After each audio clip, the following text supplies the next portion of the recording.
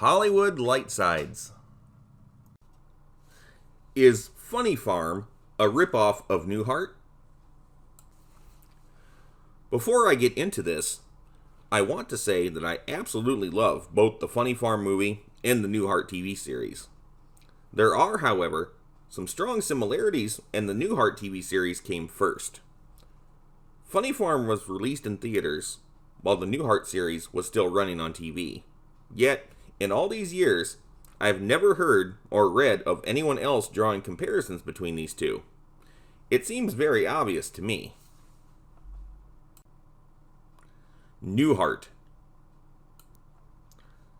The Newhart sitcom started in 1982 on CBS. It starred Bob Newhart and Mary Fran as Dick and Joanna Loudon. In the first episode, the Loudons have just moved from New York City to a small town in Vermont. The town's name is never revealed. Dick was a writer of do-it-yourself books and, with his wife, bought a historic inn to own and operate. Almost immediately, the Loudons are beset with weird locals, and they never get less weird. Very quickly, they discover that living in a small town is not what they thought it would be. Amazingly, the Loudons adapt to living in Vermont and are happy with their existence. Generally speaking, though, difficulties with the townsfolk falls harder on Dick than Joanna, who seems to get along better.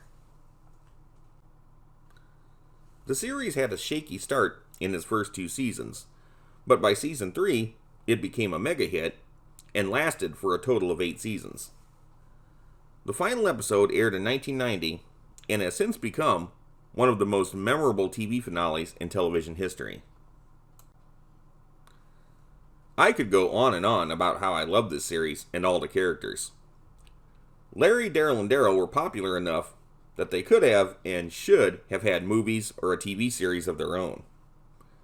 George Utley the Handyman, Jim and Chester, Cindy the Clown, there are too many. I like this because, even though most of the characters are nuts, it's gentle humor and not in your face. There's no lesson to learn, and nothing is that serious. Plus, it's classy. The setting, the theme music, and, for sure, the tone of the whole series is classy. Funny Farm.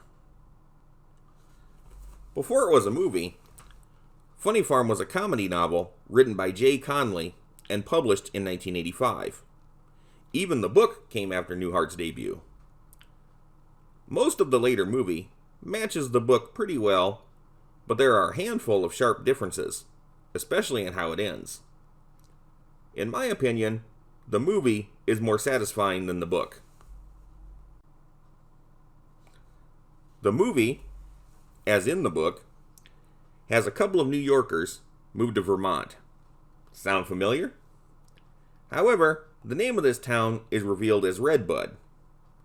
The name of the couple is Farmer, a nod to the title of Funny Farm.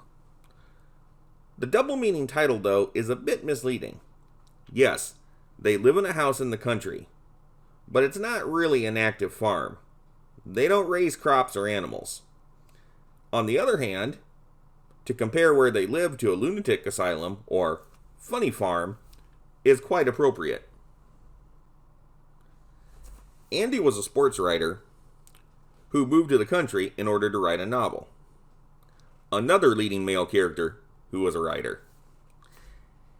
It's mentioned that Elizabeth is a school teacher, but we don't see her at work, and for the most part, it seems she is a stay-at-home wife. This is a lot like Joanna on Newhart, who stays at home and handles most of the work at the inn. Both the Loudons and the Farmers were about as city as you could get, and both couples constantly had to adapt to small-town life in New England.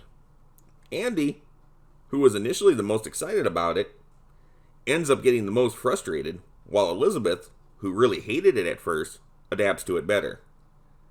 This is the same dynamic Newhart had. The characters really make both of these shows, and Funny Farm had a lot of them too. The cast of Funny Farm is not a carbon copy of Newhart by any means. You have a sheriff who rides around in a taxi because he can't drive, a drunk, antagonistic mailman who throws the mail from his pickup, and a wide assortment of greedy, scheming, self-serving people. Still, though, the humor of this movie, like Newhart, is easy to take. There isn't much in the way of sarcasm, insults, or yelling. And like Newhart, Funny Farm is a very stylish production, in all the ways that the series was stylish. Extra tidbit. This is pure coincidence, but it's amusing to me just the same. The TV series of Newhart was created by Barry Kemp. In 1989, while Newhart was still in the air, he created another long-running series called Coach. In that series, one of the main cast members was Bill Fagerback, who played the dim-witted but likable Dauber Dubinsky. A year before Coach started, Bill played one of the most memorable townsfolk characters in Funny Farm, named Lon Criterion. Lon was one half of the Criterion brothers. In a town full of gnarly people, the Criterion brothers were the seediest. It's hard to say what their business was, but apparently they liked doing dirty jobs. We first see them when the farmers discover a coffin in their garden. The Criterions are hired to excavate. When the farmers refuse to pay the exorbitant cost of a cemetery burial, the Criterions are hired to plant the body back in the garden.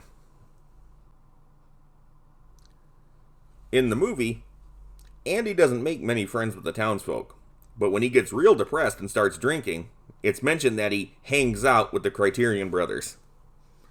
The Criterions are Funny Farm's counterpart to Newhart's Larry, Daryl, and Daryl.